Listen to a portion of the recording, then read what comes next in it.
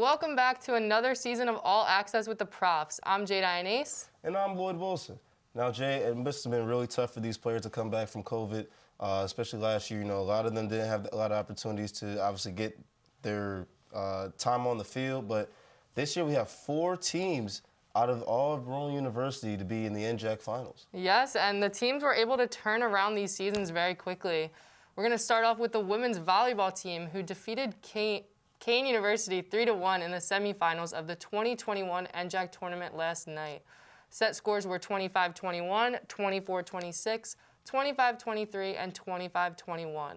The top-seeded Profs will now advance to the NJAC Championship, where they will compete against Montclair this Saturday afternoon at 1 p.m. Late scoring rallies allowed Rowan to take the win in the 3rd and 4th sets. Natalie Ogden marked a career-high 27 kills with just 5 errors, putting up .400 hit percentage on 55 attempts. The match itself was a constant battle. Both teams held no lead larger than 5 points and saw a total of 29 ties and 12 lead changes. In the 3rd set, the Profs had to play to catch up. Similarly, in the 4th set, the Profs were down 17-12. A huge block from Isabel Kirchner and Courtney Roden gave the Profs a game-changing 2-point lead. Kirchner finished the evening with 12 kills. She and Roden each tallied 5 blocks, 1 solo each. Simone Sperano had a team-high 17 digs. Ogden added 16 for her 14th double-double this year. Setter Brooke Adams was a dig shy of her own double-digit night as she added 51 assists. We wish the volleyball team the best of luck in the championship game tomorrow. Women's field hockey was also in some playoff action this week as the Profs took on Ramapo Roadrunners. The Profs were victorious with a final score of 3-1 as they were able to secure the win here in Glassboro, New Jersey in the NJAC semifinals. Christina Havo, the 4'11 monster, dominated when the lights were shining on the brightest in the playoffs with 3 goals to her name after only taking 3 shots on goal. She was selected in the New Jersey Athletic Conference, the NJAC, all-conference this first team in 2019 as a sophomore, and as a junior, she didn't take her foot off the medal. This year, she scored only goal in the upset number 3 Kane University, resulting in Rowan moving up in the rankings to number 6, as well as leading her team to a win against Montclair State University in a big-time rival with only 2 goals that game. The Profs will meet Kane University again tomorrow for the NJAC Championship here in Glassboro. We wish the girls good luck in the championship game. 6 Rowan men's soccer players have been named to the NJAC All-Conference teams, with Wilby Alfred, Chad Yates, and Luke Yates being chosen to the All-NJAC second team, and Jay Vandermark, Leo Montesinos, and James Weinberg earning honorable mention. Alfred leads in scoring with a team-high 8 goals along with 4 assists. He has contributed 3 game-winning goals for the Profs this season. The sophomore was named the D3 National Player of the Week earlier this season, the first time a Prof has ever earned that honor. Chad Yates follows with 5 goals and 3 assists this year, placing him on the All-NJAC second team as well. Luke Yates made an impact in the midfield for his first year with the Profs, with 1 goal and an assist in the victory over Rutgers-Camden that's clinched the conference's 4th seed. Vandermark received all-conference recognition for the 2nd time, having been a first-team honoree in 2019, finishing the season with 3 goals and an assist. Montesinos was a key midfielder this season with 4 assists and a game-winning goal against Rutgers-Camden. And finally, Weinberg was solid in net for the Profs, posting a goals against average of 1.04 and a save percentage of .761. The senior captain has 6 shutouts on the season. More on our men's soccer team from Lloyd. The men's soccer team is headed to the NJAC finals as they will face off against Rutgers Newark.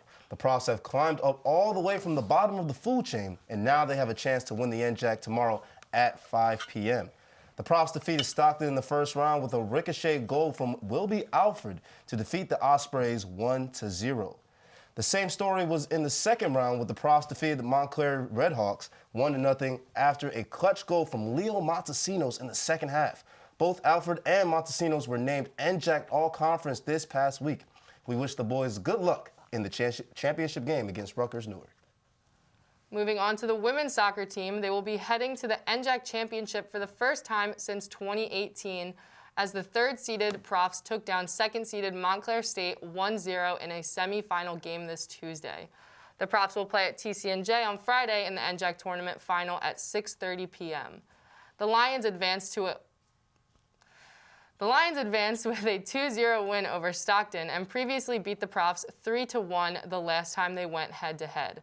Aiden Sheehan scored her second game-winning playoff goal, getting her 10th goal of the season in the 12th minute from an assist from Nina Carlson. The Rowan defense withstood 16 shots, including 13 attempts in the second half. Rowan goalkeeper Bristol Pizzuto held up strong with 9 saves, claiming her 8th shutout of the season. Hopefully, our Profs can redeem themselves against TCNJ tonight and claim the championship title. 4 Rowan teams headed into the NJAC finals this weekend. We wish them all the best of luck. Switching from Rowan athletics to pro sports, let's hear what updates Kyle has for us. The Philadelphia Eagles are coming off a blowout win against the Detroit Lions. With the final score on Halloween being 44-6, the Eagles did a great job by keeping the ball out of quarterback Jalen Hurts' hands while they rushed for 4 touchdowns. The Eagles look to try and make a push for the last wildcard spot since the division is heading towards the Dallas Cowboys. Could this be the revival head coach Nick Sirianni is looking for the team? The Philadelphia Flyers are off to a great start this season. With them being 5-2-2 and 4th in the Metropolitan Division, they have surely looked like a team that can contend for the Cup. Longtime captain Claude Giroux leads the team with 11 points, and Cam Atkinson with 6 goals, and goaltender Carter Hart just scored his 3rd career shutout with a recent 3-0 win against the winless Arizona Coyotes. Hopefully the Flyers can push through and make a serious run that we've all been expecting for a while. The Las Vegas Raiders have been a mess this season. John Gruden has resigned over bad and inappropriate comments that were found in 2011. But now wide receiver and former first-round pick Henry Ruggs was arrested for a DUI and unfortunately killing a woman and her dog. Henry was traveling at scary speeds up to 156 miles per hour. Quarterback Derek Carr for the Raiders have preached nothing but love for the team and wanting to help all the victims and Henry get what they need. A sad story for the first home season in Vegas with fans. More pro sports talk after this break. Hey, chat. Why do I wear a mask? Because when I'm not behind the screen, my mask is my cheat code. And when we stop the spread, we level up. What's the next level? Hanging with friends again. You're right, masks have always been a part of our community. I miss you guys too. Being face-to-face is truly the next level. Here's the cheat code. Stop the spread of corona. Mask up, America. Welcome back to All Access with the Profs. I'm Nick Earnshaw alongside Lloyd Wilson and Kyle Hoos. And with a new season of the show, we also get new segments to bring to you. This episode, we have 2 segments with highlights that we chose from our viewing travels around the world of sports. All Access Steamrollers and Ankle Breakers. Steamrollers focuses on the most powerful runs in football each week, while Ankle Breakers highlights defenders tripping on air and getting their ankles snapped. We get started here with Steamrollers over in Detroit, where the Lions took on the Eagles in Week 8 of the regular season. Let's roll it. Miles Sanders out with an ankle injury, so the Eagles bring up former 3-down back Jordan Howard off the practice squad penitentiary. Get him out of there, and he plows through the line to pick up his first touchdown of the season. Tracy Walker, a 210-pound safety, you could see get absolutely rocked over the goal line. This is why Sirianni needs to be running the football. You have an absolute steamroller in Jordan Howard in the backfield, and this O-line loves to get physical. Lloyd, what do you got? All right, Nick. I like that one, but I think I can do you one better.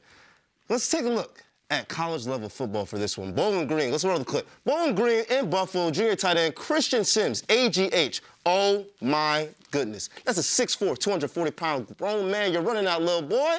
The Bulls safety, E.J. Brown, running into an absolute brick wall of a player. And look at this one. Put the cherry on top. Taking it to the house. Sim takes it 75 yards to the first TD of the game. Look at this one again. Crack, bang, Lord have mercy. I think you can hear Brown's hopes and dreams breaking his spine, but credit to Brown, that man is strong as well. He got right back up and tried to pursue Sims, who was running away with his soul, and that's what I got this week. Christian Sims, Bowling Green. Falcons should take it away this week. Lloyd, that's a powerful truck, but I think I got one better. How about a whole offensive line? Roll it. Week 8 Patriots against the Chargers of the regular season, and Austin Eckler gets stuffed but he really wanted that touchdown. Keeping his legs moving, his linemen decided to use their strength and put it to the test. They're going to move him an extra 5 yards into the touchdown for a score. Nothing flashy, nothing crazy, just hard, gritty football. That's what we love. But I got the Chargers O-line winning this segment. I'm gonna have to say I have to take the Chargers in that. When you're taking a whole offensive line, Lloyd, I mean, I just can't knock that one at all. All right, up next is All Access Ankle Breakers, where we each have a highlight of defenders getting sent to the ER with their ankles that got absolutely snatched. Week 8, Houston Texans at home against the Los Angeles Rams. Let's roll it. And the Texans, well, their struggles could only get worse as David Mills passes picked by Ernest Jones. And look at this. Oop, there goes your ankles. Talk about rubbing salt in the wound, absolutely disrespecting Mills, and not only intercepting his passes, but his ankles too. It's not a bad one there, Nick, but, ankles get snatched daily in the NBA. And who other than the great Kevin Durant to put a man on skates? Let's roll that clip. KD and his praying mantis-looking body, swoop, oh no, and there, to seal it.